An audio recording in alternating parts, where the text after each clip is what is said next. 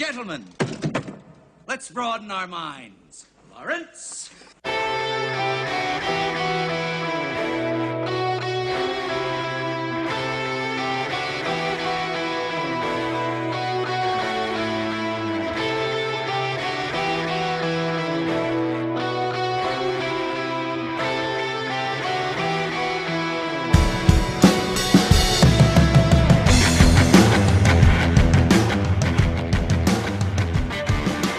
How's it going, guys? Well, this is the first episode of the Real Flicks podcast in a non-David Bowie world. A bit of a bummer that good old Ziggy Stardust said his farewell just a few days ago. How you guys doing? How you holding up? I was never a giant David Bowie fan, but I'm bummed. Yeah. Josh, what about you? Fan of Bowie? Yeah. I mean, I didn't listen to him actively, but he's huge influence on all the music I listen to, like growing up and now. Like Insane Clown Posse? ICP. ICP forever. Yeah, I mean, I'm kind of a stooge for that kind of, not classic rock, but like that 80s sort of pop art era. Yeah. And he was definitely a polarizing guy. Not my favorite by any means, but you know, Changes, I think. It Changes, Heroes, Rebel, even Lazarus from the recent album are just fantastic songs. Yeah, he's awesome. Do you guys have a favorite David Bowie performance from on the screen, I should say, as far as films go? Since this is, I've actually never seen, as far as I can remember, unless it's something I just don't know if he was in it. I don't think I've ever seen him any. Have you seen The Prestige? Yeah, he was great in that movie. I have not seen The Prestige. Oh, you haven't? Oh, do. No, you got it. I want to. I really do. I want to. For a Christopher Nolan retrospective coming up soon on the Real Flicks podcast. Maybe. I don't know if that's actually coming up soon. Well, so somebody said he was in Zoolander, which is I have seen. I didn't like it, but I've seen it. I don't know if he was in that, but Zoolander's probably based off of him to some degree, or just the whole aesthetic of that world was probably based off of David Bowie. Let's see. I'm gonna look him up. What have I seen him in? Oh God, Donald Trump cameoed in the original Zoolander. That makes me sad. Oh yeah, he cameoed in Home Alone 2 as well. David Bowie's listed right after Paris Hilton among the celebrity cameos in Zoolander. So I'm gonna go stick my head into a ceiling fan real quick. Siege, Zoolander, yeah. I don't know about you, but I saw some TV spot or trailer relating to Zoolander 2, and I laughed a little bit. That looks funny. I disagree. No. I'm sorry, but okay. I disagree too. Well, it's my Deadpool, I suppose. But yeah, David.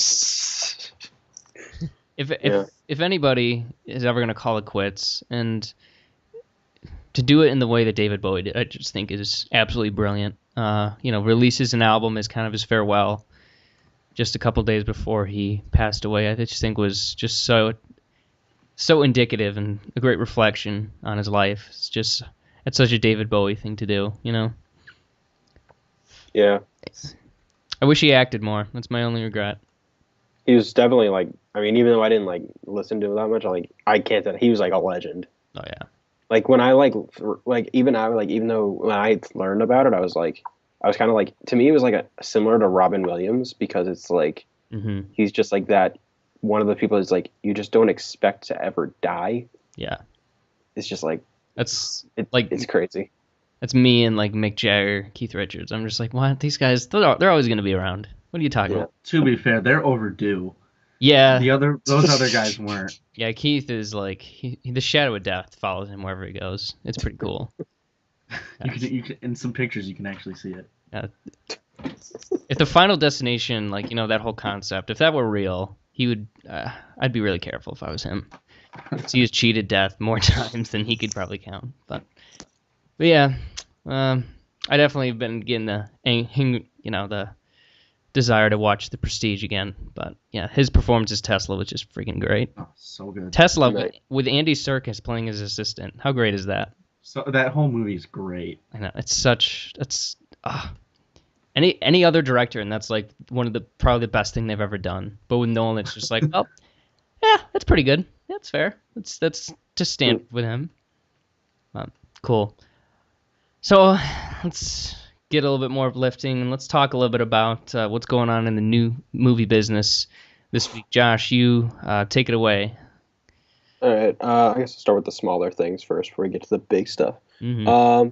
Emma Stone. Everyone loves Emma Stone, right? Yeah. Right. She's going to play Cruella de Vil in Disney's live-action Cruella. Oh boy. Nice. Yay.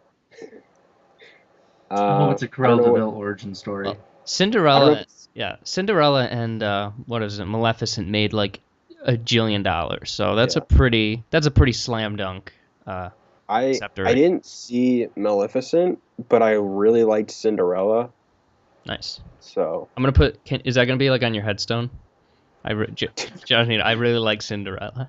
I didn't see Maleficent, but I really liked Cinderella. I'm gonna put that on mine. Nice.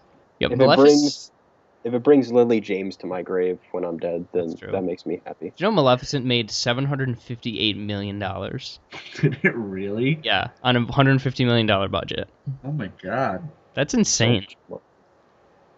I mean, granted, Star Wars made that in 10 minutes, but, you know. That's completely different. That's almost not even an exaggeration either. Pretty much.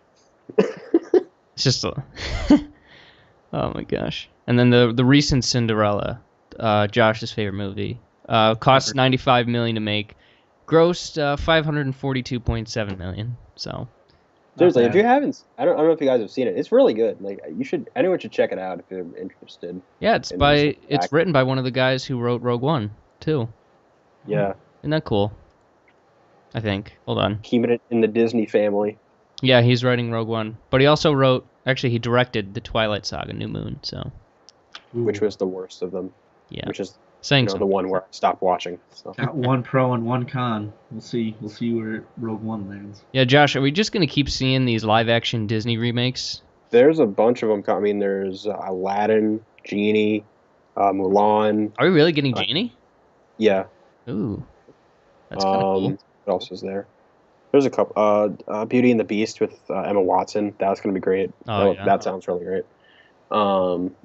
I think there's Jungle Book. I got a bit of a list in front of me. Cruella, Tink, Dumbo, Mulan, Winnie the Pooh, Pinocchio, Genies, The Sword and the Stone, which actually that sounds awesome. That one sounds cool. I love The Sword and the Stone. Oh my gosh. The two that I'm not for are Dumbo and Winnie the Pooh, just because I don't know how you do Winnie the Pooh live action without it being terrifying. With Jonah Hill as the bear. Oh, please. Oh, my God. Golden Globes reference. I never knew I wanted something so much. And then Dumbo has Tim Burton directing it, and I hate Tim Burton. What? So. How do you hate Tim Burton? He's awesome. Oh, I also hate Tim Burton. What? Yeah. I love some of his older weird. movies. I like Batman.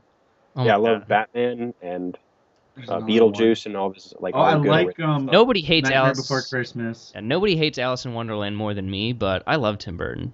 What's that Pee-wee movie? Pee-wee's Big Adventure. Oh man, fantastic film. So he did do one movie recently that I enjoyed, an animated movie, and I don't remember what it's called. It was about a dog. Frankenweenie. Frankenweenie. Yeah. I like that movie. That's pretty good. I feel like we all come down a little bit too hard on Tim Burton because at the end of the day, he is one of the few directors who you could just see a screenshot of one of his movies and know exactly whose it is. Absolutely. And I respect that. That's true, but I don't like a style. I see. But I just don't like his style. That's cool. Personally.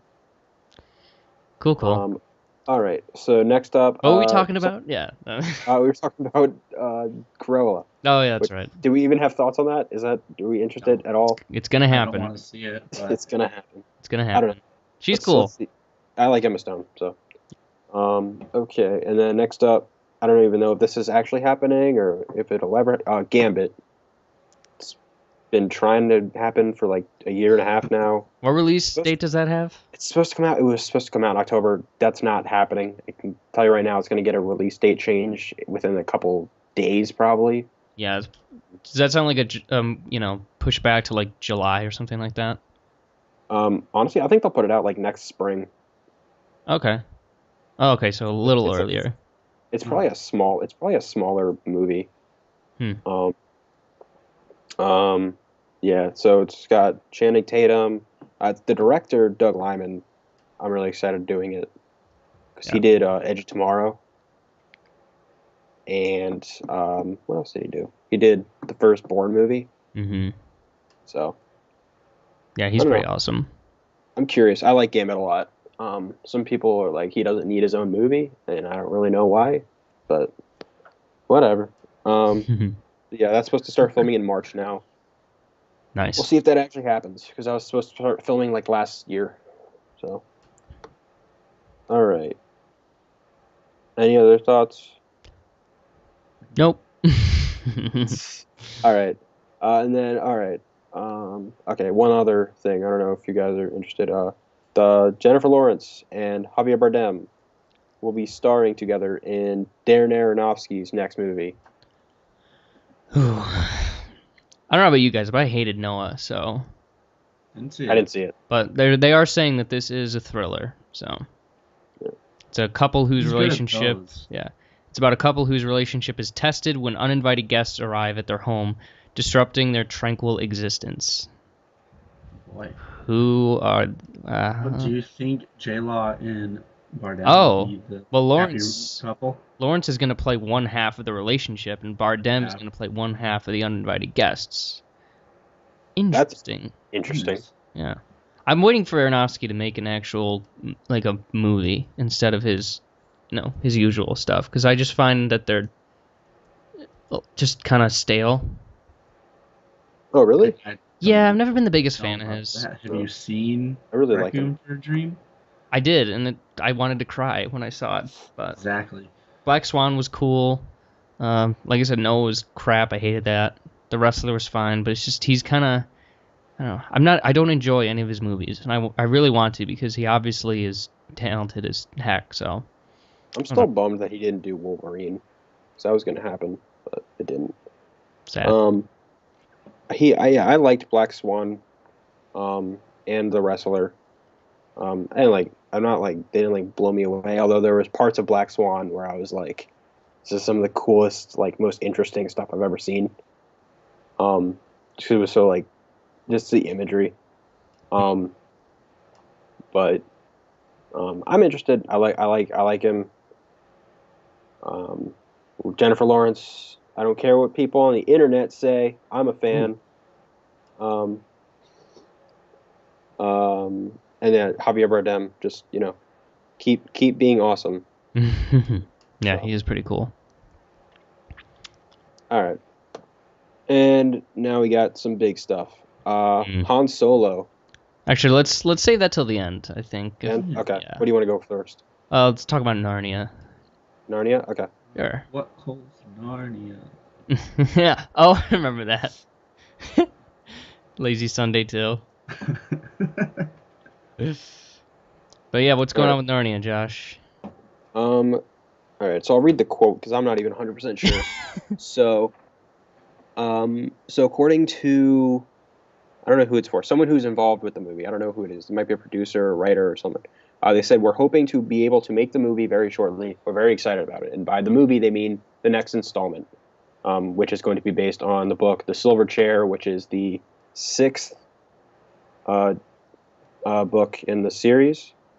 But it's also the 4th, which makes it's a weird thing.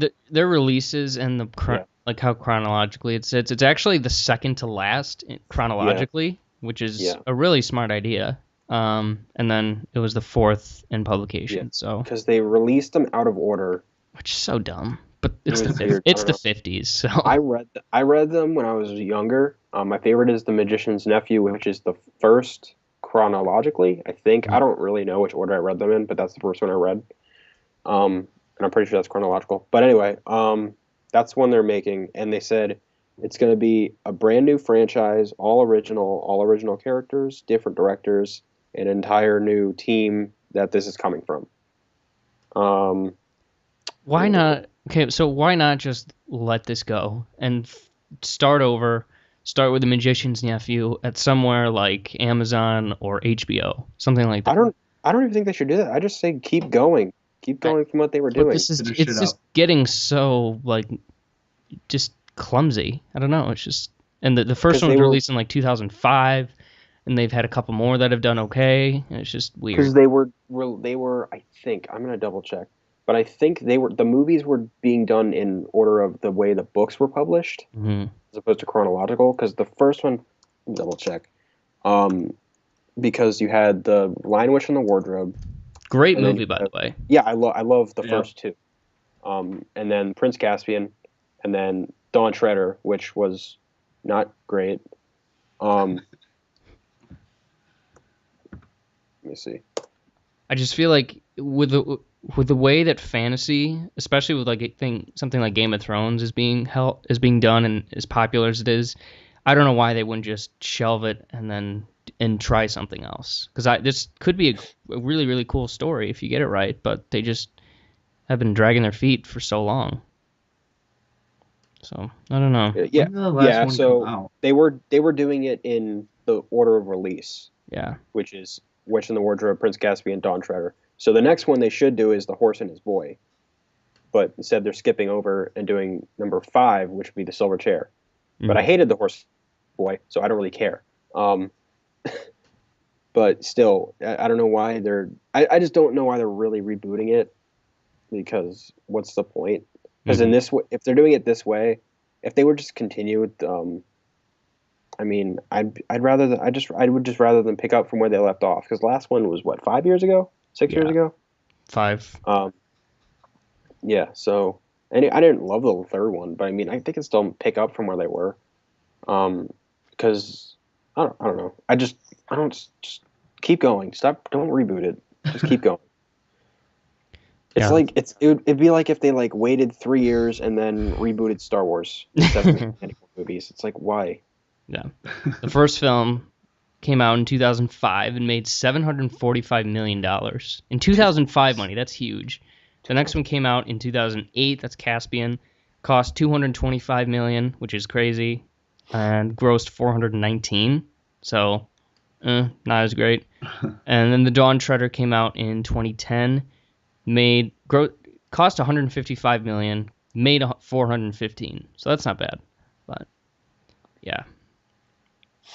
Still, they can do a lot better. Yeah, I just remember there was a lot of like a lot of stuff from the second one, because it was I don't know if you remember, but the second one was like way darker than the first one. Mm-hmm. It was like crossing like PG-13 lines. Yeah. There's a lot of like violence and stuff in that, and I think that might have been why it didn't make as much. Yeah, because there was a lot of like outrage towards that for some reason. So Cody, what if you had to see these, would you want them to be a TV show like a Game of Thrones or movies? Like what's the Narnia story that you'd want to see? I don't know, just like Josh said, just keep going. Yeah. I mean, you have a cast.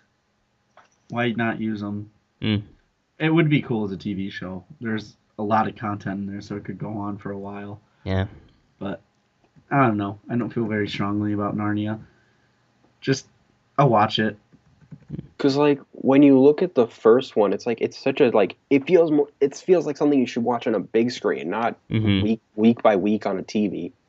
Well, I mean, Game of Thrones has got a movie kind of aesthetic. The thing is, Game of Thrones could easily be a movie. I think it'd probably be. Maybe I can't say because I don't watch it. So you're wrong. There's too much content for there to be a movie. I'm sorry, to say it like that, but there's way too much there. No, like you could do a movie, but you just don't. You just adapt it. Like you don't make it like each. I'm assuming each book is a season or something like that. No. Yeah. Not really. How do they do it? The third book was adapted into 2 seasons.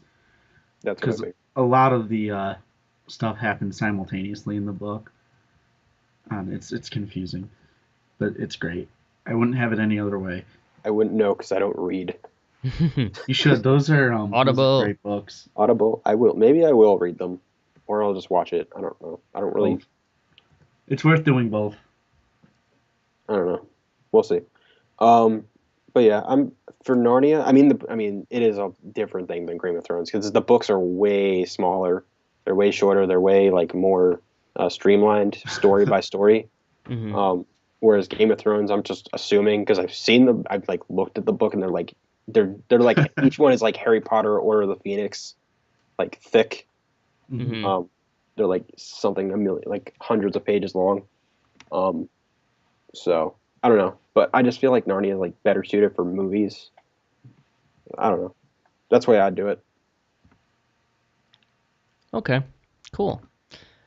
Well, I guess we'll have to wait and see how things turn out. But like I said, I'd be super psyched if they went to the TV show route. But oh well. What channel would it be on? Like HBO or something? It wouldn't have to be on HBO. Yeah. Well, I mean, HBO just was the first thing that it seems like they have a built-in audience for that. But like, if AMC were to give it a shot, that'd be cool. Dump The Walking Dead, Please. Yeah, I don't even watch The Walking Dead, but everybody I talked to, I was just like, so do you enjoy watching the show? No. They always pause for a couple seconds. And be like, yeah, I guess. But, People only watch it because they have nothing else to do on Sunday night now. Yeah, football. That's for the community. I go over to somebody's house and watch it. Exactly. So it's just fun to hang out with them, but you don't have to watch it, guys. Just leave like I did. Yeah. All right, let's move on a little bit. Josh, World War Z, what's going on there? It no longer has a director, and nobody cares. What? I liked World War Z. I liked it a lot. I liked it. I don't really care. That's a cool franchise. I guess. I mean, there are other like zombie movies and like potential franchises I'm way more like interested in than this. 'Cause it was fun. I liked it, but I don't really even remember what happened that much. Oh, exactly. That was a great movie. What? I'm in the minority here. I disagree 100%. You hated it? Oh, it was so bad. It was so boring. It was so by the numbers. Oh, I won't disagree with that, but I thought it was like decently done. I remember Brad Pitt being really good in it. Mm-hmm. He's really good in everything. So yeah, but it's just like I know you guys didn't read the book, or I don't know if you did. No, I didn't. The book is just so good. It lends itself so well to a TV show that they should have done that. I'm kind of mad. I was retroactively angry because I saw the movie first. But yeah, I'm happy it's dying. I don't want them to keep it going.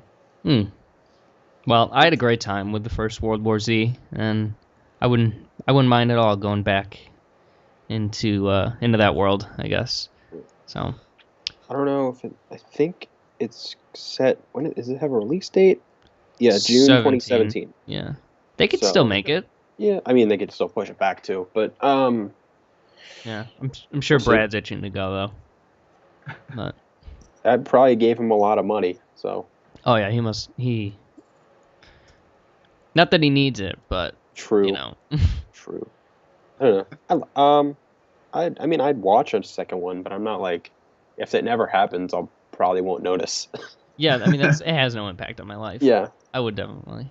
All right, that's all really I have to say about it. Okay, so is it okay if we move on? Actually, first let's talk a little bit about the Golden Globes. First of all, did you guys watch it? Nope. Tail end. Yeah. So you didn't watch it at all, Josh? No, I don't. Okay. I haven't. I mean, I don't know if it's an unpopular opinion. I couldn't give less of a crap about the Golden Globes. The Golden Globes don't really count. Oh yeah, same. They're like the most meaningless thing to me. Oh, absolutely. But I don't know. I like seeing my favorite actors and actresses hanging out together because. You never. So yeah, I like to watch it just to see movie stars, and getting to see Fassbender and Alicia Vikander hanging out is always fun. Plus, it's fun. The jokes are usually okay. I like Ricky Gervais, so why the heck not? I recorded it and watched it the next day and fast forwarded through the boring stuff. But so, did you guys any thoughts on some of the winners, or? I was happy with all of them. I didn't really look at them. I think I saw Stallone won for supporting actor. That makes me happy that Stallone wins. Yeah, Stallone and DiCaprio both got standing ovations. It was nice.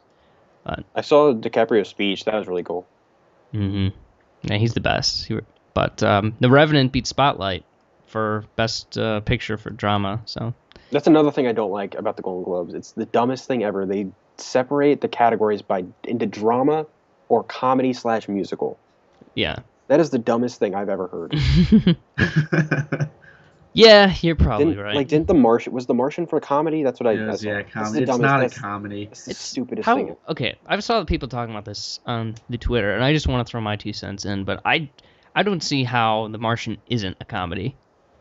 Honestly. It has comedy in it. It's not a comedy. Because it's a drama. It's about Matt Damon getting home. It's really funny. Yeah, but that's like saying The Force Awakens is a comedy. That's a funny movie. Well, I don't think Force Awakens is as funny as The Martian was, but I mean, It's not. I certainly, I think of it as a comedy in some aspects. But even then, just to have two separate drama categories, like to have comedy / musical as one and then drama as the other.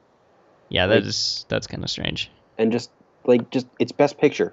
You have to get up to 10 movies. That's all under the same different genres, and that's Best Picture. I feel like maybe they do that just to separate themselves from the Oscars a little bit. Because they know they can't be have relevance. So but, yeah, I don't know.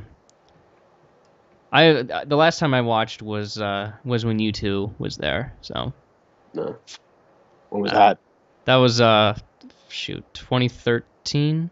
Oh. They lost to Let It Go, so whatever year that was. Which was stupid. And actually, no, they won the Golden Globe over Let It Go, but they lost the Oscar, which I still deservingly so. Shut your face. It's a great song. So is Ordinary Love. So I don't know what that song is. Oh my god, I don't know who you are, honestly. It's so great. It's so great. Jimmy Fallon. It's so great. All right. Hey man, that's life. So yeah, Golden Globes. Oh, and I think I sent it to you. That James Bond song. What's it called? Writings on the Wall. That one. That song. Don't talk to me. Just don't. No more. I don't want. No. I think. At least Sam Smith seems like a relatively cool person, but even then, and did it even have any competition? Honestly, like I think that Fury 7. Yeah, exactly. That's my favorite song of the year. Yeah, it was so the only one I actually know, but yeah, it beat "Love Me Like You Do" from 50 Shades of Grey. So I'm cool. If that gets an Oscar nomination, I'm gonna hit something. Yeah, Are you actually though? One Kind of Love from Love and Mercy, which was about the Beach Boys. I listened to that, and that was actually really good. Okay. And we chose Writings on the Wall, so that's. I just hope Fury 7 gets that nomination, just for Paul Walker. Yeah. Made me sad again. Thanks. Actually, before we get to Han Solo, there's one more thing I want to talk to you guys about, and it is Aaron Sorkin. He's going to be directing his first movie. It's called Molly's Game. It's a poker drama, doing it for Sony. Oh yeah. Did he write it? Cool is that? Yeah. Oh yeah, he's writing it. Okay, That's so it's cool. going to be good. So yeah, so it's for Sony. Yeah. Oh, it's about some guy named. All I see is Bloom, and I just thought of Orlando Bloom for some reason. But it's a guy. This guy Bloom was a top tier skier who headed to Los Angeles after not qualifying for the Olympics, and became an organizer of underground poker games for guys like Ben Affleck, DiCaprio, and Tobey Maguire before he was arrested by the FBI. Whoa. Nice. That's interesting. Molly Bloom is apparently the writer. Oh, so it's about a female poker player. That's cool. But yeah. I can't help but think that after all this time, Aaron Sorkin has picked something up from the directors that he's worked with. Like, Danny Boyle's last movie, Fincher a little while ago. He pretty much directed The Newsroom. So Bennett Miller, guys like that. So I don't know. I seem to be more excited about this than you guys are. What do you? No, I mean I don't really know too much about it. So, but I think he's awesome. Yeah, I love Aaron Sorkin. So Syracuse grad, go Orange. Did he really? Yeah. Apparently that's where he got picked up his cocaine habit. So good job, Syracuse. Good. Nice job, dudes. But so yeah. All right, now let's get to the big news of the day. Josh, what is going on? So the internet exploded yesterday when a short list of potential actors, for the Han Solo anthology movie, coming in 2018 was released. And I will list off all the names that were on that list, even though there are a couple of other like Hollywood insiders said there's a bunch of other people that are on the list too that haven't come out. But this is just what they have. So we have Emery Cohen, Scott Eastwood, Ansel Elgort, Dave Franco, Blake Jenner, Logan Lerman, Jack Rayner, and I know Mason loves this one. Miles Teller. I hate Miles Teller. But I stumbled on this one too, and just in case you guys are hung up on it, Blake Jenner is not related to the rat's nest that is the Kardashians. Okay, that's what I was wondering about. That I was like, is he related? Yeah, I would cry if that happened. Rat's nest. But Kardashians. bunch of. Anyways, yeah, I don't. What do you guys think about this? 'Cause I have again. I think I said it before. I have so many thoughts, but I also have like no thoughts until someone's actually cast and we start learning more. Get me down to 2 potentials, and then I'll have something to say about it. Yeah. So I honestly have more to address of the people talking about it than of the actual news itself, but I don't really want to do that. Yeah. So I'll just say I personally want an unknown for Han Solo. Yeah. Exactly. I want someone who I can't say, oh look, it's that guy from that thing. Mm-hmm. Like I love Miles Teller actually, and I think if they see something, I'll be like, okay, you guys trust Lawrence Kasdan and Lauren Miller and Kathleen Kennedy. They see something in him that I can't see as Han Solo. Go for it. I trust you guys. Mm-hmm. But even then, I'd be like, I don't know, because I'll just be thinking, oh, it's the guy from Whiplash, or from the movie that shall not shut up. No, don't say it. Don't say it. Hey, it's Mr. Fantastic hanging out in space. God. But yeah. I mean, I kind of just let me throw something in here. I hate this list. I really do. Really? Miles Teller is the worst. First of all, just the worst, scientifically proven. Reed Richards probably proved it in that movie. I don't need to see him act anymore. I think Whiplash was the best he's ever gonna get, and it's great in Whiplash. Yeah, and the fact that Damien Chazelle just flat out told him he didn't want him to be in his next movie, and cast Gosling instead of him, I think is a big indication of the kind of person and performer that Teller is. Yeah, I don't care as long as he's a great actor on whatever comes out on screen is all I care about.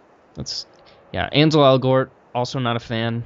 Really? He's fine, but I just don't look. When I see him, I don't think cool. You have to. Han Solo's got to have a bit of a coolness to him. And I've actually come around to him. The idea because I was thinking about all these. Because if I like I said, I want an unknown, but if I can't have an unknown, I have to pick one of these. Okay, let's look. I think this is a decent list. Yeah. I actually like a couple of these. The one that I would go with is Scott Eastwood. Okay. Because he's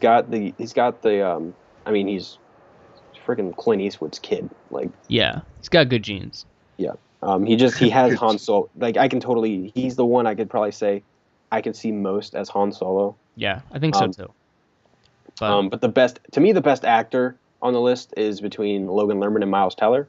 Yeah, I was about to get to Logan Lerman. He was good in He's not Han Solo. Wallflower. Yeah, but Noah, I implore you guys to see Noah just so you can complain about it with me, but his mouth is open. He just stares stupidly and makes bad decisions the whole movie, and I just don't. I don't like him become that. That's a character, not him. Oh yeah, but it was a bad performance too. I don't know. So he looks like a weird Michael Cera. But Dave Franco also, no thank you.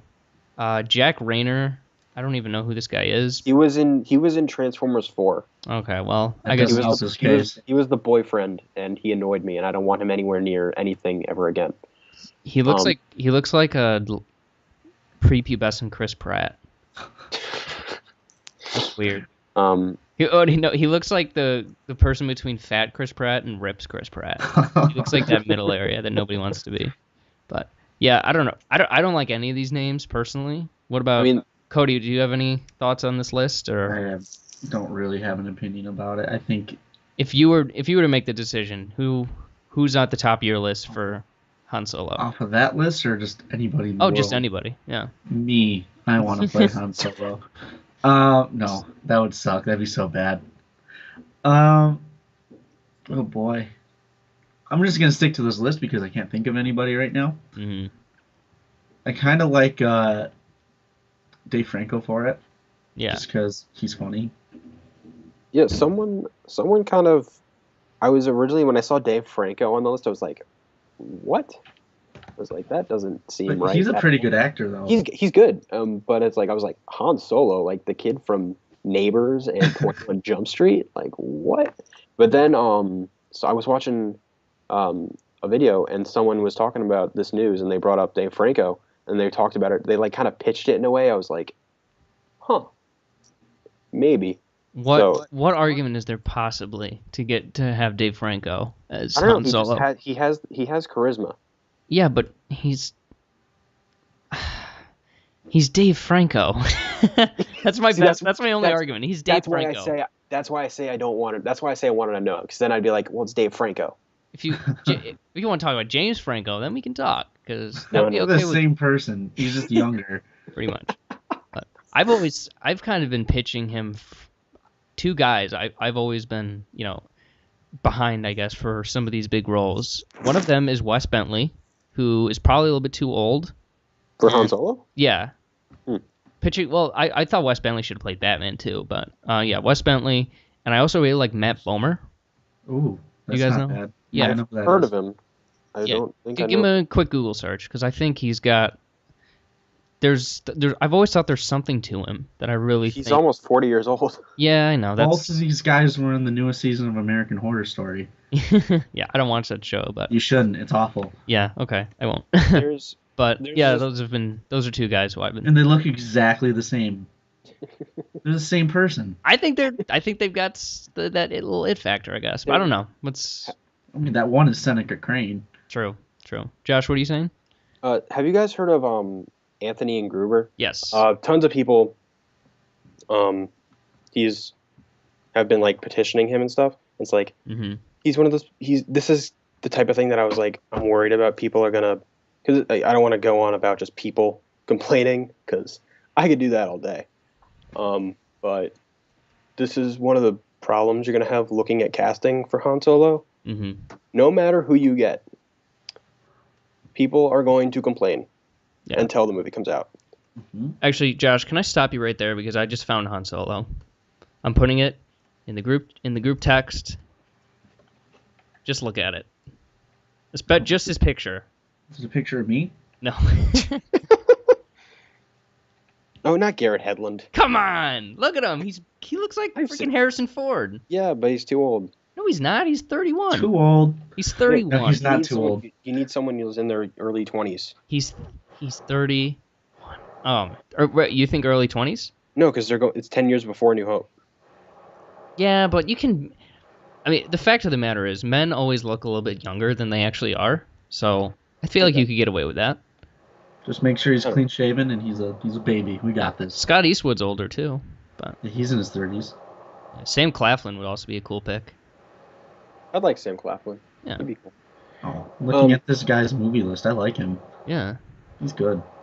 But all in all, it's like I'm cool with the list. If they go with any one of these, like I said, I trust them. So if they pick someone off this list, good for them. I'm sure they picked knowledgeably. Is it just a given that if he hadn't gotten the role of Star-Lord, this would be Chris Pratt's movie? Oh, I'd cry. Like, I'd be so happy. all they have to do is say, you know what? No, thanks, Chris. I think we're gonna go a different direction, and then boom, he's Han Solo. Like the next, like right now, we're like, oh, Chris Pratt's Han Solo. A lot of people want him. Makes sense. That'd be too much. That'd be way too much. Too much Disney for him. It'd be way too much money for him to handle. He wouldn't know what to do with it. Exactly. He went from like nothing to like the biggest star in the everything. world. Isn't that wonderful? The American dream is alive, people. You just got to be gorgeous. All right, to cap off my point in this conversation. Just one guy. Oh, keep an open mind. Jai Courtney. Shut up. Get out. Leave. Come on. He was in Terminator Genesis. That movie doesn't I will exist, hit that thought. hang up button and never come back. Oh, He was- wow, he's serious. He was the about best this. part of Terminator Genesis, or Terminator Jenny Smith, as I like to call it. I saw that on something. It was a YouTube video. Yeah, thank you. But I actually don't hate Jai Courtney. Oh, I do, with every fiber of my being. And I didn't even see Terminator Genesis. I do. just the kind of person he is. I did see Insurgent, so that's enough reason to hate him. I actually liked him. I thought he was the best part of the first Divergent. but I mean, it's not saying much. But So let's go around everybody's official Han Solo pick. You can go with an established actor. You can go with an unknown. It's up to you. So Cody, Oh boy. Han Solo should be played by blank. Chris Pratt. Now that you brought it up, I think he should play. He's too perfect not to. All right, Josh. Han Solo should be played by blank. whatever actor they pick. Oh, that's a boring answer. Wow. Politician answer. Well, I think Han Solo should be played by Matt Bomer Headland. Garrett Headland. I don't know. I don't think that person exists. But Matt Bomer, Garrett Headland. One of those two. It's a combination of the two. The child. Yeah, hopefully. Get working, you two. Matt Bomer is gay, so that'd be cool. But That'd be cool. that'd be really cool. just dropping that in there. Yeah. He was in Magic Mike, so I don't know. Is everyone who was in Magic Mike gay? Because is McConaughey gay? I wish. What? Who said No. that? Joe Manganiello is Han Solo. Oh God. Oh my. I'm surprised nobody's brought up Channing Tatum for Han Solo, honestly. Because he would not. He's no. He doesn't look like Han Solo. Looks a little bit like Han Solo. Not really. I don't care if they don't look him. It's just Oh, like. By not the way, Han shout out to us for referring to him as Han Solo, not Harrison Ford. Like, that's a person. He is a person. DiCaprio for Han Solo. Oh, I cry. Domhnall Gleeson for wait, Solo. No, he can't. That doesn't work. that could work. That would ruin the universe. Black Han Solo. Give me Idris Do it. Elba for Han Solo.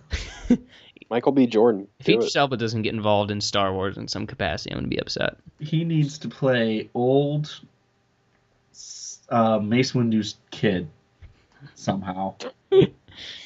Orlando's brother or something. Nice. I don't know. Young Lando. He's Ooh. not that young though. Well, younger Lando. Yeah. I don't know.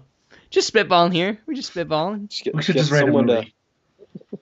Alright. One other thing before we move on. One other thing about Han Solo is like I don't want someone to just act like Han Solo, but like Harrison Ford's Han Solo. Mm-hmm. Like you got to have certain mannerisms, obviously, but like don't just copy. Mostly the finger point, head tilt down, stern look. That's the crucial part. Because I just want whoever they get to kind of stand on their own as their interpretation of Han Solo, but while also still feeling like Han Solo. Mm-hmm. So That's cool. just what I'm afraid they're. That's, I don't know. So the rumor is that they want a Han Solo cameo in Rogue One. So Yeah.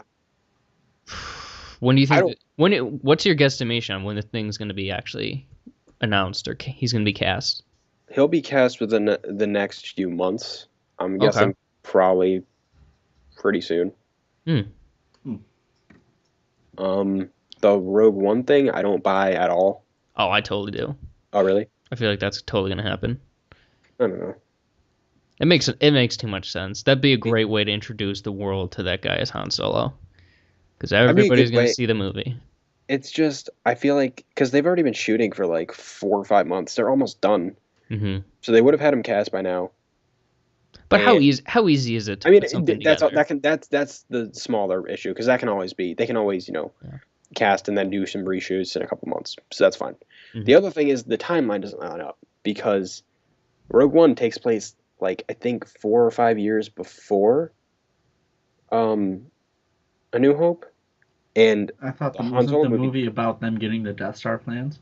Yeah, which is a couple. Actually, it might even be sooner. It might actually. I think it's like 1 year before A New Hope. I was gonna say I thought it happened like. Yeah, it could. I don't know what exactly that happened. It's pretty close. It might be closer. But then Han Solo is supposed to take place 10 years before. Oh jeez. So, I don't know what that implies, or maybe they're just. I mean, they could just have the new guy play Han Solo as the same age he was in A New Hope, and then go back and show that same actor playing him 10 years earlier. But I mean, I don't know. That's just what I thought. It could happen. I just don't buy it. Saying this is a huge role. Mm-hmm. Like this is one of the biggest roles that has been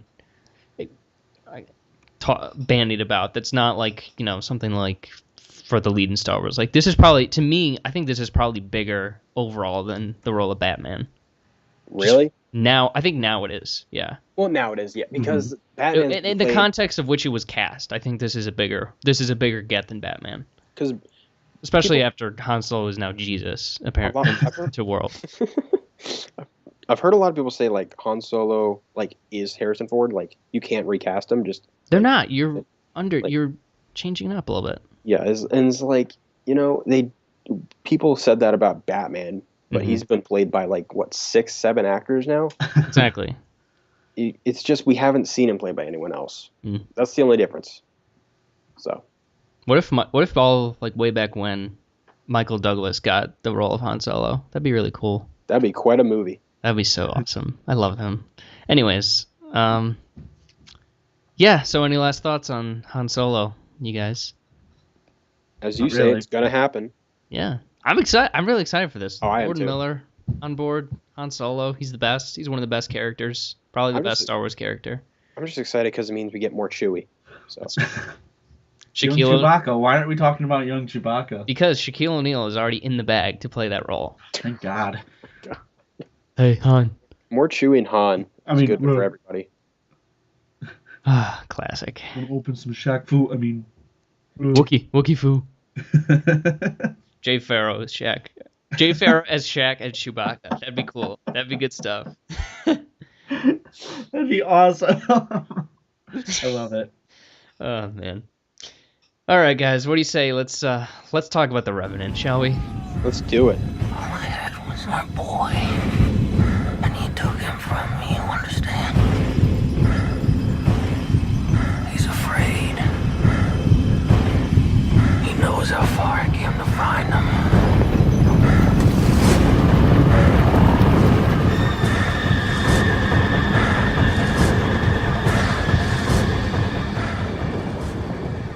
So I guess we should officially refer to this as Golden Globe Award-winning film Revenant, after it somehow beat Spotlight as the best drama of the year at the Golden Globes. Wait, you didn't like it, or you didn't think it was as good as Spotlight?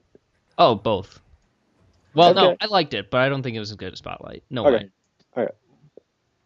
If the Academy picks now to recognize an avant-garde kind of movie instead of a traditional Academy movie, I'm gonna be livid. But anyways, so guys, this was quite a movie to take in, I suppose.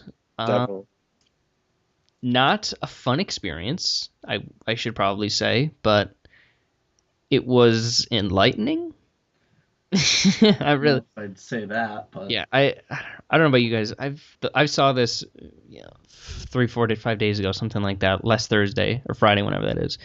And I still haven't quite processed this thing. So I'm curious to hear your thoughts about it. If you guys are struggling the same way I am. Josh, you saw it the most recently, so I want to start with you. What are some initial thoughts on The Revenant? So I hated this movie for about 45 minutes. Okay, that's a good sign. And then I loved it for the rest of the time.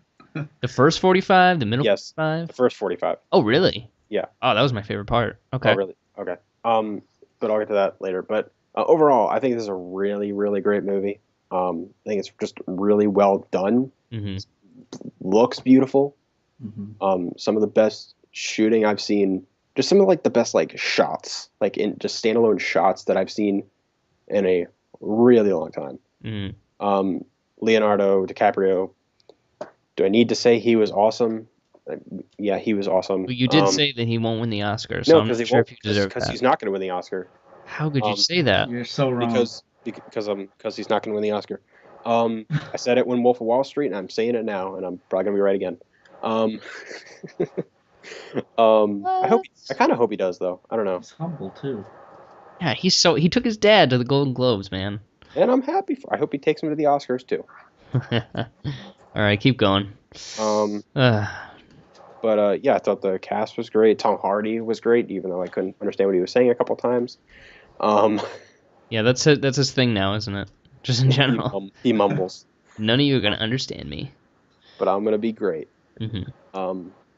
Yeah, just well directed. Really kind of it's just like a gripping movie. It's just really intense Mm-hmm. from like start to finish. So yeah, I thought it was really great. I loved it. And Cody, what about you? Some initial thoughts? I also enjoyed the movie. I enjoyed it, and I kind of feel bad for enjoying it because that guy went through so much shit, Yeah. and oh, it was what word did you use? Harrowing? Did you say that, Josh? I said gripping. Gripping, same thing. It was really, really just, it was well shot. It was great. DiCaprio was great. Whoever that cinematographer deserves a hug. Yeah, that's Um, Lebesky. oh, the long shots in it Yeah. made me cry. They were so good. There was one particular shot, I don't know if you remember it. It's where it just like goes up to where he's like walking towards the top of a waterfall, and it just like follows him up there, and then you see the waterfall. I don't know if you remember it, but that was like one of my favorites. Dude, that scene, it was right at the beginning where the Native Americans attacked. Okay, wait, before we start, what are we referring to them as? Native Americans, or are we going to call them Indians? I usually go Native American because I got a little bit of that in me, so I guess it's Okay. kind of. I just Yeah. I'll didn't call wanna- them whatever you call them, because I didn't want to slip up. I was going to try to do Just call them screechy stab dudes. Okay. 'Cause that's pretty much what they did. I mean, I just won't call them what. not racist thing to one say. of them was nice. Yeah, he was cool. He was a good. Guy. In the end, but we'll get to that later. No, I enjoyed this movie immensely. Mm. I can't wait to see it again. Oh wow. Okay. Yeah. Like I said, the first kind of, I guess, first act, I suppose, was my favorite. I think right maybe the bear attack. Actually, no, wait.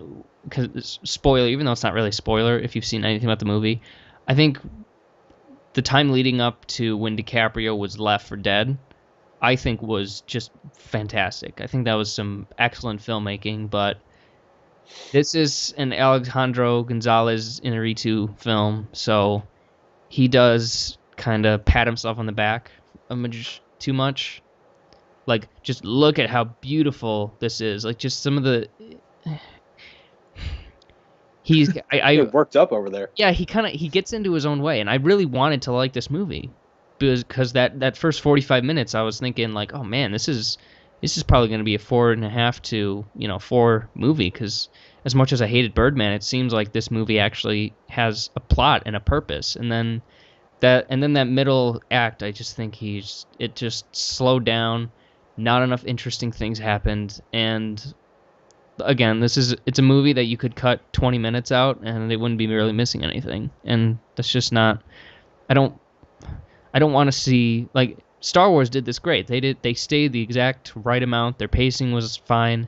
And with this movie, it was too up and down, and just it felt stretched out, and just kind of it lost me in that middle section, that middle third of the movie. So I liked it though. I liked it. Okay. I'm gonna comment on that. Oh yeah, go ahead. That middle part was when he was injured, recovering, trying to get home. Yeah, he was going slow. Like, as a character, he was moving slow. I know. So I think that's what he was trying to do. Like, just so you could relate better with Leonardo DiCaprio. It's just. I see what he was trying to do with it. Just because, like, with like another movie, Interstellar, time is a big part of the movie. Like, you're supposed to feel the time and just the, I guess, monotony of what it took. But I just didn't feel like in this case it really paid off, I guess. So by the time it got to the denouement, I suppose, I just was like, okay, well, all right, I'm tired now. Like, it was a very tiring movie. It's an exhausting ride. I'll give it that. Yeah, and honestly, the main criticism I have with this, it lasted 20 minutes too long. So that's fine. But one of you guys touched upon, the performances are just out of this world, incredible. DiCaprio was great. Hardy was probably right behind Kylo Ren, and maybe Oberhauser / Blofeld as the best antagonist of the year.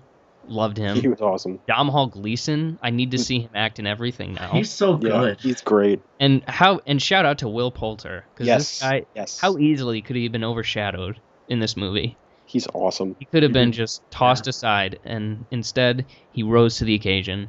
So he was just as good as DiCaprio and Hardy and Gleason. So that he was fantastic. I thought if anybody's stock rose with this movie, it was Will Poulter. Yeah, too young for Han Solo, but you know. I wouldn't want him as Han Solo. Oh yeah, so, though he could play a young Jack Nicholson character though. Oh, absolutely, it's just the eyebrows. So Batman prequel starring Will Poulter and Dave Franco, who is I guess the current equivalent to Michael Keaton at the time. So let's get it made, guys. Yeah, Will Poulter I love. Mm-hmm. He was. We'll refer back to Narnia for a second. He was the annoying cousin. Oh wow, in the third one. How about that? Yeah. So, but he finally broke that. Stagma from him. Stigma. So, stigma. I'm excited for his future. I don't know about you guys. Yeah. I think he's gonna be big. So, anyways, Josh, what were you saying? Oh no, I'm just about Will Poulter. Oh, okay. So, I guess, do you guys have any other thoughts on some of the performances in this, or is it pretty much around the board that all four of the main leads just really killed it? great. Everyone was great. Yeah. Aside from Leo, well, I guess we'll get to that later. But No, to get to it now. Go crazy. aside from Leo, do you think anyone has like any Oscar potential? I hope Tom Hardy gets Best Supporting Actor. Yeah. At least the nomination. Supporting is always super packed, especially with Spotlight, though. Like, two of those guys are probably going to get a nomination. See, I think Spotlight's, any of them would be considered lead because it's an ensemble cast. Yeah. But I think Mark Ruffalo is definitely the lead of that movie, but yeah. But to answer your question, I still say Hardy. I thought he was just great. Yeah. He packs so much into his performance. He was a fully fleshed out character within 45 minutes, and that was just incredible to watch. I loved him. And so was Gleason as well. But oh my god, I just love Domhnall Gleeson. He's awesome. I mean, this obviously has been said before, but what a great year! Star Wars, Ex Machina. He killed it this year. Absolutely. Talk about stock rising, but Can't wait to see him get more stuff. oh, absolutely. But, so any other thoughts on kind of the story? I guess the quote unquote screenplay, even though there really wasn't much of one. Nobody it's not Bird. Like his last movie, Alejandro's last movie, Birdman. I love the script, but this one isn't like. It's really more about the directing. Yeah. So, but I mean, the script was fine, but I mean, it's nothing. It's as good as it can be for what it is. So. I couldn't help but thinking that DiCaprio's last two movies were Wolf of Wall Street and then this, and I think he said more in one of his in that first speech in Wolf of Wall Street than he said in all of The Revenant. Makes sense. He got tired of talking in Wolf of Wall Street. He pretty much said that. He's like, yeah, I was looking for a different challenge, and And I think he rose to that challenge because without saying anything, he just conveyed so much hurt and anger and just. Yeah. He's so good. And even when he does talk, he's like hurt. He's like talking as someone who's injured, so he's like whispering. Mm-hmm. Yeah. Took everything from me. Took my boy. But yeah, let's talk a little bit about the action. I think the most logical place to start is the bear scene. Mm. For the action, Yeah. I would talk about the Opening. yeah. Okay. Well, I figured Favorite the bear scene's like the more substantial one. But That's yeah, what everyone's talking about. yeah. Cody, let's start with the opening one. What did you think of that first sequence? I The loved battle it at the river. because it established who we're supposed to root for, Mhm. and it was a long shot, and I'm a sucker for long shots. It was just so good. It was so well shot, choreographed. Everyone, I want more. I want more movies like this. Yeah, that just the arrow just coming out of nowhere into that guy's face just God. did it for me. I was like, well, that's the movie we're in for. That set the tone. Yeah, you're right. Mm-hmm. Yeah, I thought we would get a little bit more of that maybe, but the action was so good that I just I guess this is kind of a criticism, but also not. The action was so good that I just wanted a lot more of it. Mm-hmm. So, but that was a heck of a way to start the movie off. Definitely. Josh, what are your thoughts on that sequence? Oh, it was great. Really well done. Like I said, this is kind of I didn't really get that really into the movie until like 45 minutes in. Right. But this, I mean, just on its own, it was like a well done scene. Mm-hmm. It's really intense. Yeah, I liked it a lot. And I guess moving on a little bit to the bear scene. Now we can talk about the bear scene. Oh, wow. All I'm saying is, and I came home because my mom kind of wanted to see this movie, so I was like, I tried to explain it the best I could to get her not to see it. And I just know, I couldn't help but thinking that, like, the bear scene. So this bear, he sees the cubs, he's hanging out in the forest, and he sees these bear cubs, and he knows, like, something's up. There's probably a bigger bear somewhere near here. And it comes over, walks over to him, and just kind of rips him apart for a few minutes, and then leaves him alone. And it seems like it's going to be on its way, but he decides that he wants to shoot it in the head. Except he missed. Yeah, well, he made impact, but didn't get the result that he wanted. But why did he do that? To not die. No, but the thing was... He didn't know if it was going to come back or not, though. I know, but... Jeez. That's just... It just seemed... The way that the sequence was set up, it just seemed a little too antagonistic, I guess. But I was like, just let it be. Lay there, bleed. Wait. Plus, to be fair, he was probably pretty pissed off at it. That's true. And it's not my first instinct when I'm pissed at something to shoot it, but hey, if you have a gun. Yeah, exactly. I don't know, that just seemed weird to me. It's like, well, leave well enough alone. But yeah, that scene was grisly. I know. I'm a piece of garbage. But what do you guys think about it, Josh? So I have an unpopular opinion, I guess. Okay, cool. I like those. I was really underwhelmed by the scene. Oh, in what ways? Just all of it. I mean, it's probably just because I had expectations for it, because everyone was raving about the Revenant. I was like, oh, I can't. I mean, obviously I'm expecting it to be great, but like everyone was like, no, this bear scene, you don't understand. This bear scene is unlike anything you've ever seen. And I'm waiting for him, like, the bear scene started. I'm like, okay, that was good. Great. What did it need to get the Josh Needles seal of approval? Part of it, I mean, it just goes into my I didn't really like Ford. I wasn't that invested in I didn't care about Leonardo's character at that point, which is why I didn't really care that much. And just the scene overall, it's like, I mean, the CGI and the bear looked good. It was like well done, I guess, but it just like it didn't have an impact on me. It was just like, oh, he's getting destroyed by a bear. Okay, move along. I don't know. It just didn't really do much for me. So that's the, I guess, in the inciting incident in the whole thing. So I'm just wondering, where in your mind can you like, I don't know, maybe forgive or still be invested in the rest of the movie? I got invested once his son was killed. Oh, okay. I see. That's when I finally got into, like, I started caring, because that's what got me to care about Leonardo's character and his son at the same time. So he gets no sympathy for having his neck slashed by a bear. Okay, cool. I think not that's really. I see what you're saying. I honestly felt worse for the bear cubs than him in that scene. I'm pretty sure they got killed anyway. So hope not. Yeah, they didn't do too well. Well, I mean, it was 100 years ago or 200 years ago, so they're probably dead. So I got them. Sorry. But now that you guys kind of touched upon this a little bit, I don't know about you, but I had to just straight up look away in a bunch of scenes, mostly featuring animals. This movie was rough. Yeah, I texted you, Josh. I said, bring a long-billed hat so you can duck behind it when scary stuff happens. So I did that about 2 or 3 times.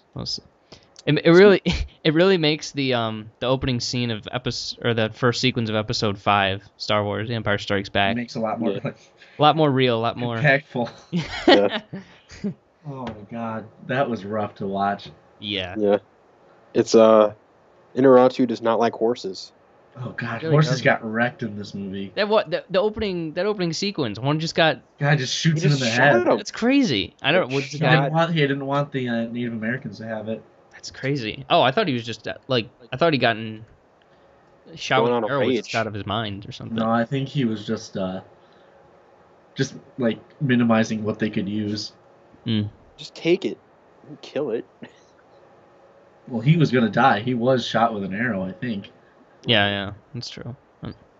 Well, yeah, that was just I don't know. I don't know if that's a good. I don't know if I can count that as a negative or anything because it's just I just looked away, but Yeah. I don't know. It's just that didn't sit 100% right with me. It just seemed, I don't know. It was Unnecessary. No, because it was necessary. Because that's kind of how that was life back then. They weren't as compassionate. I guess. You wish it was shown in a different way. Yeah, I think that's what I'm. Yeah, Yeah. just do that off screen, I guess. Because I don't know. Who wants to see a horse get its insides taken out? Like who's watching that scene? And be like, all right, yeah, now we're getting somewhere. I think it's a benefit for the movie. It shows Yeah. how determined this guy was Yeah. to not die. I mean, the movie is about survival. Yeah, And that's I don't fair. know. It's not easy to mind survive, but that. it's not I'm just pretty saying- to survive. If it comes to survival, I'm probably gonna watch Castaway before I watch this.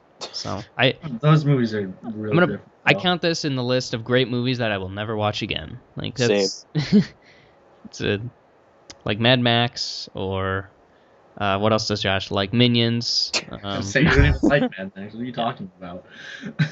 No.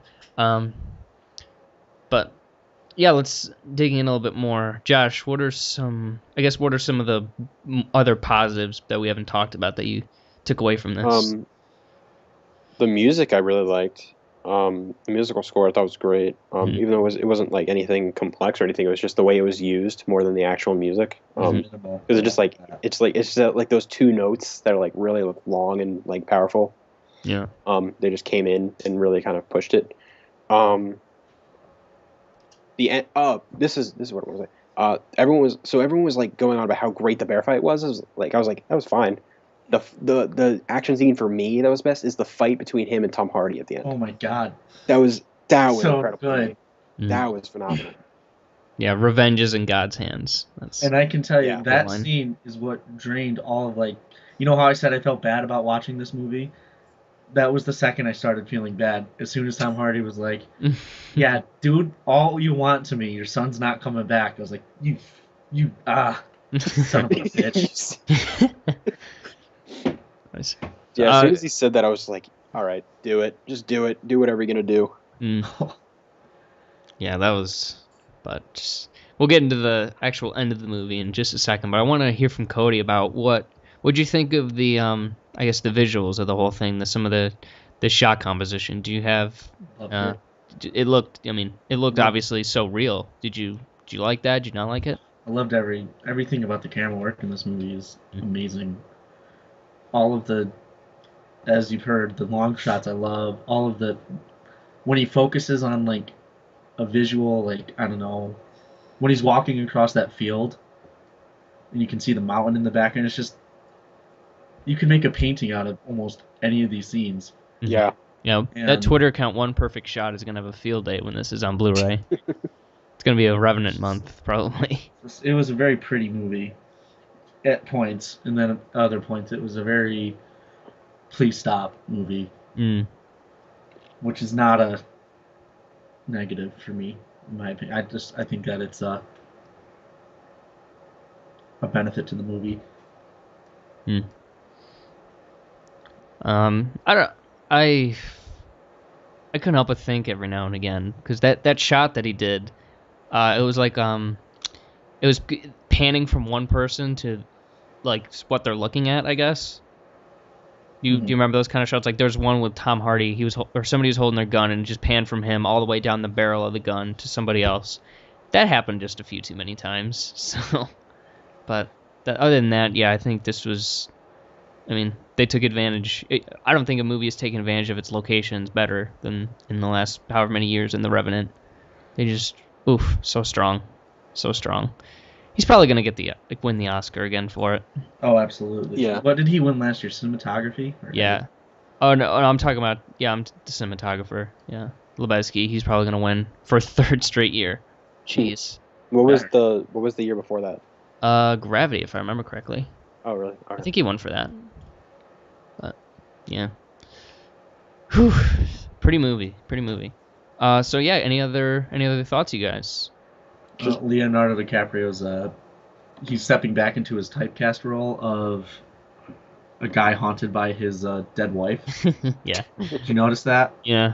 All of his movies. I didn't realize that until right now when you brought it up. That's a lot of his roles. It's every one of his roles. I Wow. think of 3. Inception, Shutter Island. Yep. In this movie. The Wow. Revenant. I didn't. I'm assuming his wife died in Wolf of Wall Street because we never saw her again. Sure. And he did all that because he was sad about it. I don't know. No, Titanic, he was too young. That's right. He's great, though. So what about his performance impressed you guys the most? Because he's really, when you talk, like, he's going to be remembered for this, I think. Just like the raw and like realness of it. Mm-hmm. Because he does not have a lot of dialogue at all. Yeah. But he just feels like someone. He just feels real in the movie. He doesn't feel like he's acting, Yes. and he does it so well, like more so than a lot of other people that I could say that about. I agree. And just this is kind of a role like this. I think it's got the same dedication as something like McConaughey in Dallas Buyers Club or something like that, where you're putting your body through so much. Because, I mean, in some of these shots, he was shirtless or less clothed in the freezing cold, Yeah. and he was he's doing all this crazy stuff and eating meat, which apparently he doesn't do, which is strange because he's DiCaprio. But well, Wait, he doesn't eat meat. yeah, he's a vegetarian apparently. Oh, okay. Isn't that strange? I was wondering, because it said something said like he ate liver or something. Yeah, he ate. Yeah, I think he ate a whole fish. I don't know. PETA must not have been happy about this movie. I'm just, Wait, so Who that- cares about 'cause that? I was oh, wondering- they're upset. Wait, so that scene where he ate a fish, it's not real, is it? That's got to be a real fish. I hope so. I don't think it is. I mean, I didn't watch the scene, so I really couldn't tell you. I don't think that's illegal to actually do. It's just a fish. Come on, I know, guys. I know. Let's all calm down. I don't know. It's not like they actually killed the horse. Yeah, that was just a really cool prop, or I don't know, a really unlucky horse. I don't know. But anyways, so yeah, any more thoughts on this before we talk? I guess talk Oscars and grade this up. No, I don't think I have anything else. I loved it overall. Thought it was a great movie. So Cody, what are some Oscar predictions you have? Where's this gonna get some noms? It'll be nominated for Best Picture, Okay. Best Actor, Best Cinematography, maybe Best Supporting Actor for Tom Hardy or Domhnall Gleeson. Mm-hmm. Trying to think of all the categories. Maybe editing. I don't know. That's all I got. I think sound editing, it's got it in the bag because the kind of emptiness of the playing field just really hit me. But I reiterate everything you said. Production design too was pretty great. Oh yeah. Josh, what about you? Any Yeah, pretty much contributions? same thing you guys said. Best Picture, Leonardo for Best Actor. I think Now- Tom Hardy probably for Supporting Actor. Do you guys want to have this discussion now about whether or not it's Leo's year or hold off? I think it is. I think I it is don't. too. I don't So- think it is. Okay, firstly, who gives a better performance and who is more likely to win, Josh? I think Michael Fassbender and Steve Jobs. He gave a better performance? I think by like all these, when I say better, I mean like barely. You liked it more. Like, they're all like on that same like incredible 10 out of 10 level of a performance, Mm-hmm. but just like by a hair, this one's better. I'd say Michael Fassbender and Steve Jobs. And the other one, there's two others, but one of them we might have just under Leonardo DiCaprio, but it's probably not even going to get nominated. Mm-hmm. One of them is Mark Ruffalo, but I still don't know if that's supporting or lead. I'm pretty sure it's lead That's though. the thing about that. I'm pretty sure it's lead. If it's lead, then I give him over Leonardo. If it's supporting, it doesn't matter. Yeah. And then the other one is Johnny Depp for Black Mass, but I don't think he's getting nominated, so that doesn't matter. But yeah, I'd put Michael Fassbender over Leo. So Okay. I think in my heart of hearts, I probably liked Fassbender more because, you can give a great performance, but I ultimately, if the movie around it is better, I usually fall to that side. So I like Steve Jobs better, obviously, than I like this. But I just think, I just don't think there are any excuses because he's run the gambit of what he's gotten skinny, he's gotten fat, he's Yeah, done Scorsese, he's done Spielberg, he's done everything. So it just seems like now is the right. Now I think now is the time. Let's just That's give it the- to him. that's Yeah. the thing though. It's like if they're just gonna give it to someone because they've gone through something for the performance rather than they gave the best performance. Yeah. I don't Then know, he I just- should have won over McConaughey. I'll finish your sentence there. No, he should not have. Damn. Oh well. Was that the year that Chiwetel Ejiofor was nominated? Yeah. Yeah, he should have won that, so that doesn't matter. There. Totally fair. But yeah, I don't know. I don't think it's his year. It could be. He's probably my second pick out of everyone I think is going to get nominated. Yeah. But I still second or third because I'm not depending on Mark Ruffalo's situation. Well, But we'll see. we will find out at least nominations tomorrow, and we'll get the actual awards like 2 months from now. But that's in the last day of February. Really? That's so crazy. The Oscars. Move it up, for God's sake. Hasn't it always been like that? I know, but even then, it's like, oh God. I don't- Granted, We that's in deserve the it now. that's in the dead movie season, so there really isn't much to talk about. But still, I like them doing it late because it gives people like me who don't see every movie on release the chance to go see them all. that's true. But how long does that take? A while. Yeah, I guess. I guess. So, all right, let's do a grade here. Josh, we'll start with you. I'm going 9 out of 10. Oh wow, I loved it. Cody. 9.5. Cool. I'm gonna go 7.5. Oh boy. I still dug it. I still dug it. But like I said, that middle, just it lost me. But that's okay. Cool. So good scores. Good movie. And this is our last film of 2015. So now we're going to the Schlockfest that is early January, February, pretty much. Actually, February looks okay, but we'll see. January not looking fun, but cool. It's not too late to switch over from Hail Caesar to something else. No, you're wrong. That's that's definitely the one bright light in a. I'm gonna stop. Bro, the light at the end of the tunnel. I think you. There we go.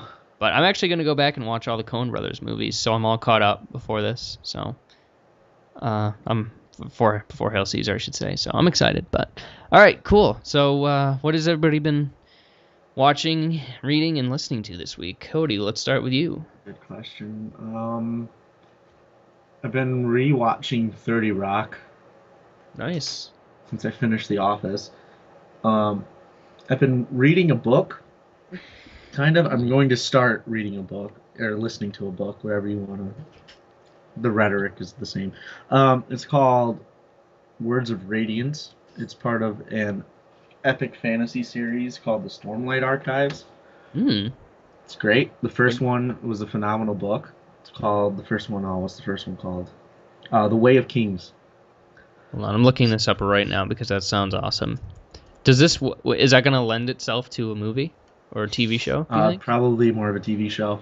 Okay. These books are long, like Game of Thrones long. The first one's 45 hours long. Wow. And that's 1,007 pages. Oh my God. And then the second one is 48 hours. It's called Words of Radiance, and it's so good. Totally suggest it. I think I'll wait for the TV show. No offense. Because that's a big commitment. I'm not going to take any offense to it. You can just miss out. That's It's what not my fault.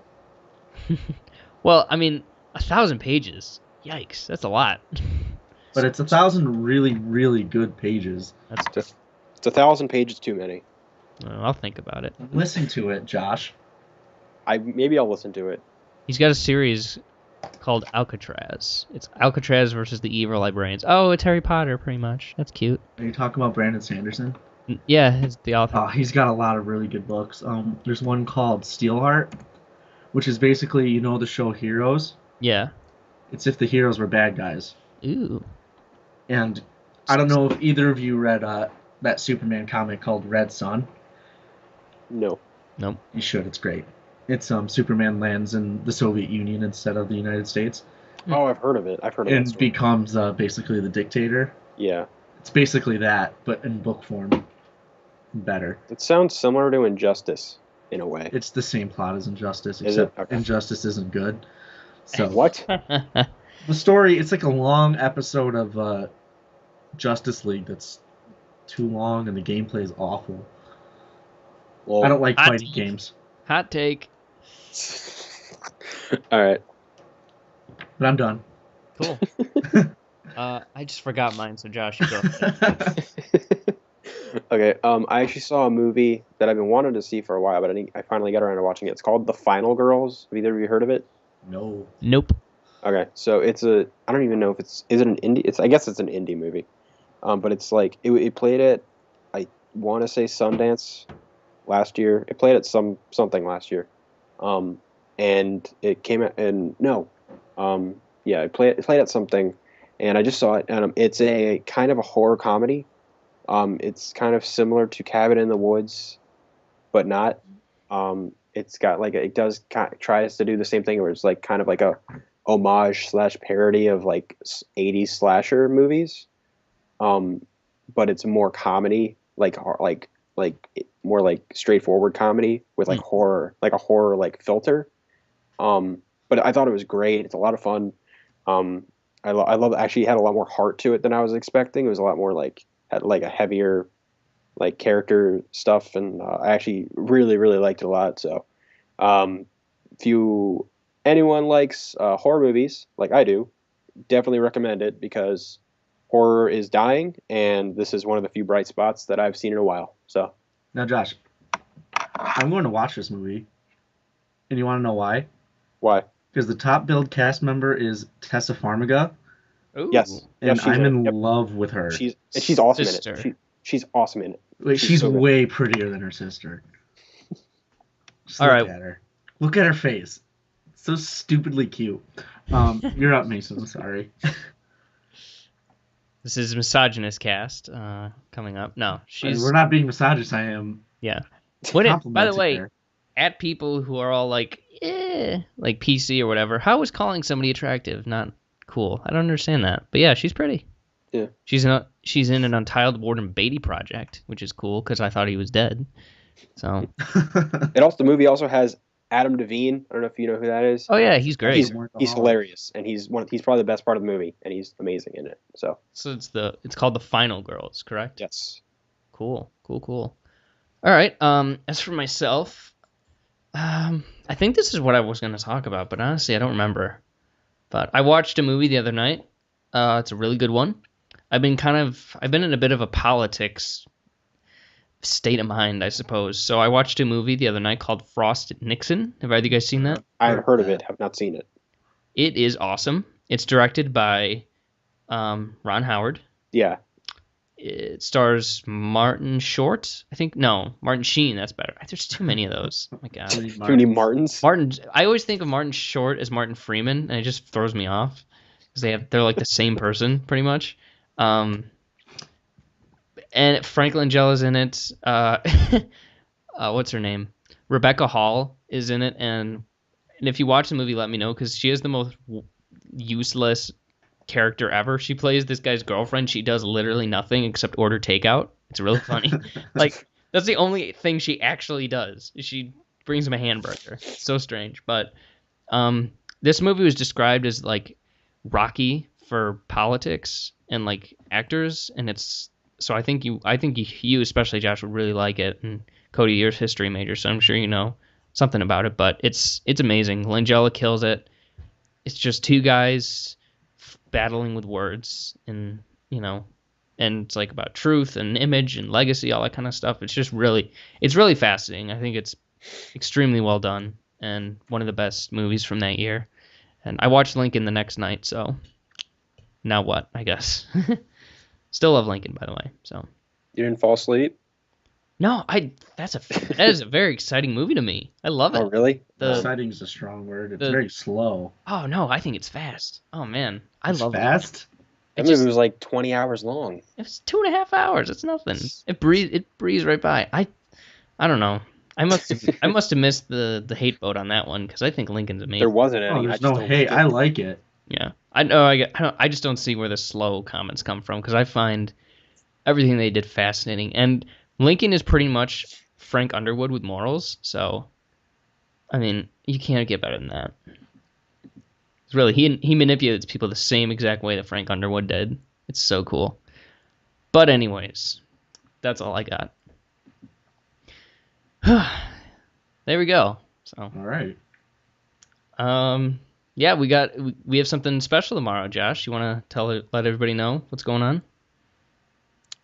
Yeah. So we are gonna have a small little special where right after the Oscar nominations are announced, we will be having a small little, not full episode, but a little discussion about who got nominated, snubs, Surprises.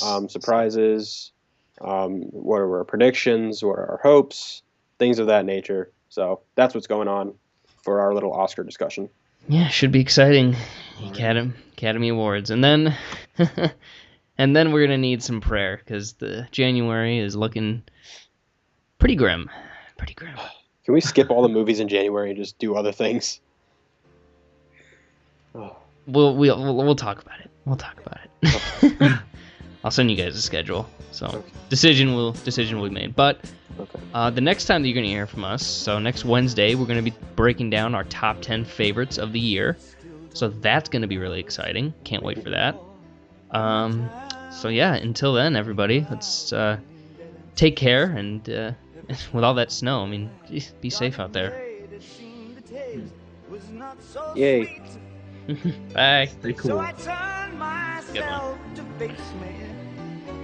But I've never caught a glimpse how the others must see the faker. I'm much too fast to take that test. Change it. Turn and face the strain.